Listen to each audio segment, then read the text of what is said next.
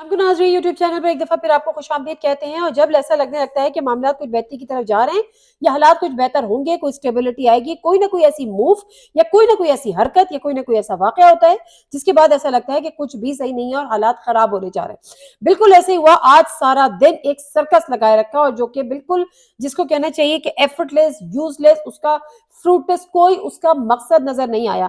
एक इतनी बड़ी हाइप, सारा दिन मीडिया कवरेज, सारा दिन मीडिया की ट्रांसमिशन, खान साहब को गिरफ्तार कर लेंगे। वहां पहुंचने वाली पुलिस वहां से यहाँ से वहां पहुंच गई, वो कहती है कि जी हम गिरफ्तार करने नहीं आए।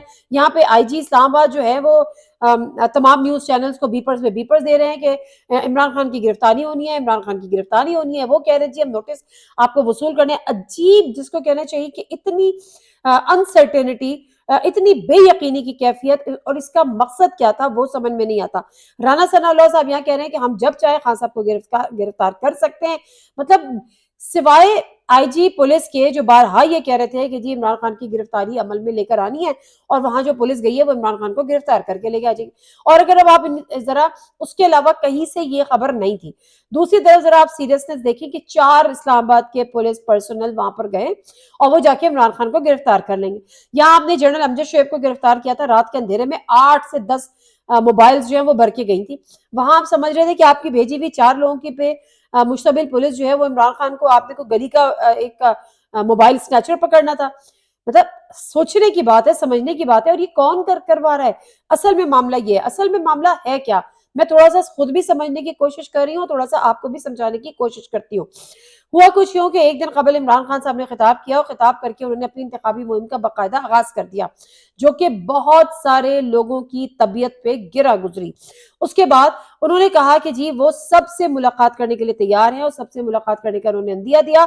इससे ऐसा लगा कि इमरान खान साहब, उनका सिवाय चोरों के यानी चले जिन पे केसेस चल रहे, अब ये बात भी कितनों को बुरी लगी कि जी अगर ऐसा हो गया, अगर मिल बैठ गए तो फिर तो हालात जो है वो हमारे हाथों से निकल जाएंगे। मतलब जो नहीं चाहते कि इलेक्शन हो जिसमें से ज़ाहिर है हुकूमत ही सर फहरिस्त है और तो कोई है नहीं ना, होना भी नहीं चाहिए। बट एनीवेज, तो जो अब हुआ क्या, इमरान खान साहब ने ये दिया, इमरान खान से मुज़ाकरात का इंदिया दिया, बातचीत का इंदिया दिया। और यहाँ तक कि पीटीआई की तरफ से ये भी कहा गया कि अगर आप मुज़ाकरात करने को तैयार हैं, बैठ के बात करने को तैयार हैं, तो हम जो 30 कंसेंसस के साथ जो 30 अप्रैल डेट आई है पंजाब में इंतखाबात की, उसको भी हम थोड़ा सा एक्सटेंड करने पर भी हम फ्लेक्सिबल हैं। थोड़ा सा आप पीछे आए, थोड़ा सा हम आगे जाते हैं और बीच की कोई राह निकाल लेते हैं। ये चाहती थी पीटीआई, क्योंकि वो पाकिस्तान में मजीद पॉलिटिकल इंस्टेबिलिटी नहीं देखना चाह रही थी। वो चाह रही थी कि पाकिस्तान में इलेक्शन हो जाए और जो है कोई भी मुंतखब हुकूमत आ जाए और पाकिस्तान जो है एक स्टेबिलिटी के साथ आगे मूव हो, पॉलिटिकल स्टेबिलिटी के साथ। लेकिन दूसरी तरफ कोई तो ऐसा है जो ये नहीं चाहता कि पाकिस्तान में स्टेबिलिटी हो, पॉलिटिकल स्टेबिलिटी हो, पॉलिटिकल स्टेबिलिटी होगी तो इकोनॉमिक स्टेबिलिटी होगी और इस तरह से पाकिस्तान आगे बढ़े। अब आखिर मसला है क्या? हम जब बार बार ये कहते हैं कि पॉलिटिकल स्टेबिलिटी होगी तो इकोनॉमिक स्टेबिलिटी होगी, और जिस दिन पाकिस्तान में इकोनॉमिक स्टेबिलिटी हो गई उस दिन पाकिस्तान में आ, बहुत सौ के पर कट जाएंगे। इससे ज्यादा मजीद मैं कुछ नहीं कहूंगी। अब मसला क्या है? मसला ये है कि हम ये बार बार क्यों ये बात की जाती है कि जी इलेक्शन होंगे, नहीं भी हो तो क्या हो गया। देखिए जी, इलेक्शन जरूरी इसलिए है इकोनॉमिक स्टेबिलिटी के लिए कि असल मसला ये है कि जिन्होंने हमें पैसे देने हैं वो ये कहते हैं कि जी हमें पता नहीं है कि आपके इतनी अनसर्टेनिटी है, हमने किसको पैसे देने।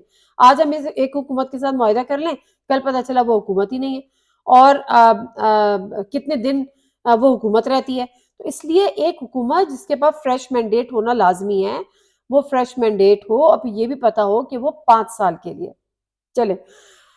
अब ये एक तरीक़ाकार होना चाहिए कि मुल्क में पॉलिटिकल स्टेबिलिटी आए, लेकिन ये बात तय है कि किसी ने सोच रखा है कि पाकिस्तान में, मुल्क में पॉलिटिकल स्टेबिलिटी नहीं आने देनी, क्योंकि अगर आने देनी होती तो आज जो है वो सारा ये सर्कस नहीं लगा होता। आज मकसद क्या था? वो तोशाखाना केस था जिसमें एक जमानत वो ले चुके हैं, मार्च तक उनकी जमानत हो चुकी है और वो नोटिस देने पुलिस गई है कि जी आप 7 मार्च को पेश हो जाइए। आई गेस ये शायद आगे पीछे डेट हो, अदरवाइज जो है वो आपकी गिरफ्तारी अमल में आएगी। तो पहले जो लेटर भी गया उसमें भी कहीं गिरफ्तारी लिखी रही थी, बाद में एक सोशल मीडिया पे और व्हाट्सएप ग्रुप में एक वारंट गिरफ्तारी जो है वो सर्कुलेट करने लग गया। تو یہ ایک عجیب سی سچویشن ہے، اور اس کے بعد اب جو آوازیں اس کے بعد اٹھ رہی ہیں کہ اگر یہ پولیٹیکل سرکس، اور یہ ابھی نہیں اٹھ رہی، یہ باتیں ہو رہی ہیں کہ اگر یہ پولیٹیکل سرکس جاری رہا تو یا تو ٹیکنوکریٹ گورنمنٹ آ جائے جو کم از کم 2 سال 3 سال 1 سال کے لیے ہو، پولیٹیکل اسٹیبلٹی کے ساتھ وہ پاکستان کی اکانومی کو ڈیل کرے، پاکستان کی اکنامک سچویشن کو بہتر کرے، اور اس کے بعد الیکشنز ہو، اور پھر جو ہے یہ جو سیاستدان ہے جب تک آرام کریں چل کریں۔ اب یہ کس کو سوٹ کرتا ہے؟ عمران خان کو تو سوٹ نہیں کرتا، کیونکہ عمران خان تو پچھلے 10 مہینے سے 11 مہینے سے سڑکوں پہ ہیں کہ جی الیکشن کرائیں الیکشن کرائیں الیکشن کرائیں۔ انہیں پتا ہے کہ اگر جس دن الیکشن ہو گئے اس دن میری حکومت آ جانی ہے اور میں نے 5 سال کے لیے حکومت کرنی ہے۔ کس کو سوٹ نہیں کرتا؟ ان کو سوٹ نہیں کرتا جو الیکشن نہیں کرانا چاہ رہے، جو یہ سمجھتے ہیں کہ وہ عوام میں گئے تو عوام نے ان کو انڈے ٹماٹر مارنے، مہنگے ہو گئے، ظاہر ہے وہ نہیں ماریں گے، جو ماریں گے وہ میں نہیں بولنا چاہتی۔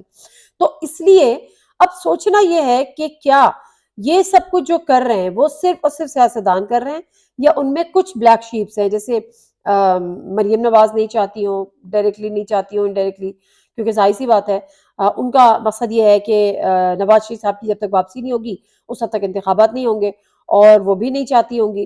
اچھا، مریم نواز صاحبہ، مجھے بڑی حیرت ہوتی ہے، مریم نواز صاحبہ لیڈر بننا چاہتی ہیں، مریم نواز صاحبہ اپنی پارٹی کو لیڈ بھی کرنا چاہتی ہیں، ایک حد تک کر بھی رہی ہیں۔ مریم نواز صاحبہ 3 دفعہ وزیر اعظم جو بن چکے ہیں، نواز شریف صاحب ان کی بیٹی ہیں، چیف آرگنائزر بن گئی ہیں، پرائم منسٹر کی کینڈیڈیٹ بھی اپنے آپ کو سمجھتی ہیں، اور ذرا ان کی ٹویٹس دیکھیں، کوئی اس اسٹیچر کی ٹویٹس وہ کرتی ہیں۔ میں حیران ہوں کہ کوئی مریم نواز صاحبہ کو ان کی اپنی پارٹی کے اندر مشورہ کیوں نہیں دیتا کہ بی بی ایسا نہ کریں، آپ کو سوٹ نہیں کرتی۔ آپ بلیو کریں، چلیں وہ بحث چھوڑ دیتے ہیں، بہت سارے ایسے لوگ ہیں جس قسم کی ٹویٹ کرتے ہیں، تو میں نے ان کو ڈی ایم پہ جا کے بھی کہا کہ آپ کو اسٹیچر کو سوٹ نہیں کرتی، تو انہوں نے میری بات مانی۔ کبھی عمران خان نے اس طرح سے مریم کے خلاف اس قسم کی زبان یا اس قسم کی ٹویٹس نہیں کی، ڈائریکٹلی نہیں کی کہ ان کو سنانے کے لیے، یا کبھی رسپونڈ نہیں کیا۔ ایک جگہ انہوں نے ضرور لکھا تھا، لیکن ادروائز انہوں نے کبھی اس طرح سے رسپونڈ نہیں کیا۔ نہ میں نے بلاول بھٹو زرداری کے اندر اس قسم کی میچیورٹی دیکھی ہے۔ مجھے سمجھ میں نہیں آتا کہ مریم نواز صاحبہ یا تو کسی کی سنتی نہیں ہے یا ان کو کچھ سناتا نہیں ہے، سنانے سے مطلب ان کو کوئی مشورہ نہیں دیتا۔ وہ جس قسم کی ٹویٹس کرتی ہیں، جس قسم کے ریپلائز کرتی ہیں، رسپونڈ کرتی ہیں، اور لومڑی کی تصویر لگا کے اس کو گیدڑ کہتی ہیں، تو بہرحال یہ ان کی اپنی چوائس ہے۔ اگر وہ سمجھتی ہیں کہ اس سے وہ عوام کے دل میں گھر کریں گی اور ایک میچور پولیٹیشین بن کے ابھریں گی، تو ڈیفینیٹلی ان کی چوائس ہے اور ان کا یہ حق ہے، اور ان کے حق کا ظاہر سی بات ہے ہمیں احترام ہے، لیکن ایک ضروری تھا تو میں نے سوچا یہ بات میں آپ تک پہنچا دوں۔ اب جو معاملہ ہے وہ معاملہ یہ ہے کہ تیسرا ایک اور بڑی امپورٹنٹ چیز ہے، وہ یہ ہے کہ بلاول بھٹو زرداری صاحب نے کہا کہ سیلاب متاثرین سے کیے وعدے اگر پورے نہیں کیے، نہ کرنے کی صورت میں وزارتیں چھوڑنے کا عندیہ دے دیا ہے۔ یہ بڑا دلچسپ بات ہے، مطلب خیر اس کا بیک گراؤنڈ کیا ہے یہ تو ابھی ذرا چیزیں جو ہے وہ تھوڑی اور انفولڈ ہوں گی، تھوڑی اور کلیئرٹی آئے گی تو پھر ذرا پتہ چلے گا۔ لیکن یہ کہ آپ سیلاب زدگان کے لوگ سوال اٹھا رہے ہیں، آپ جنیوا گئے تھے تو آپ جنیوا میں جا کے آپ نے کیا کیا؟ آپ نے کہا ہمیں 10 ارب مل گئے، تو وہ 10 ارب کہاں گئے؟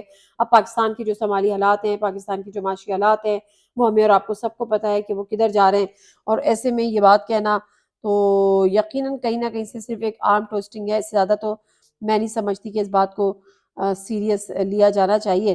اور اب جو بہرحال اس سے جو صورتحال ہے وہ انتہائی تشویشناک ہے، تشویشناک اس لحاظ سے کہ ہم انتظار میں ہیں کہ جی اگلے انتخابات ہوں، لیکن اگر یہی پولیٹیکل سرکس لگا رہے گا تو انتخابات تو بہت دور کی بات ہے، پتہ نہیں ملک میں جمہوریت چل بھی سکے گی یا نہیں چل سکے گی۔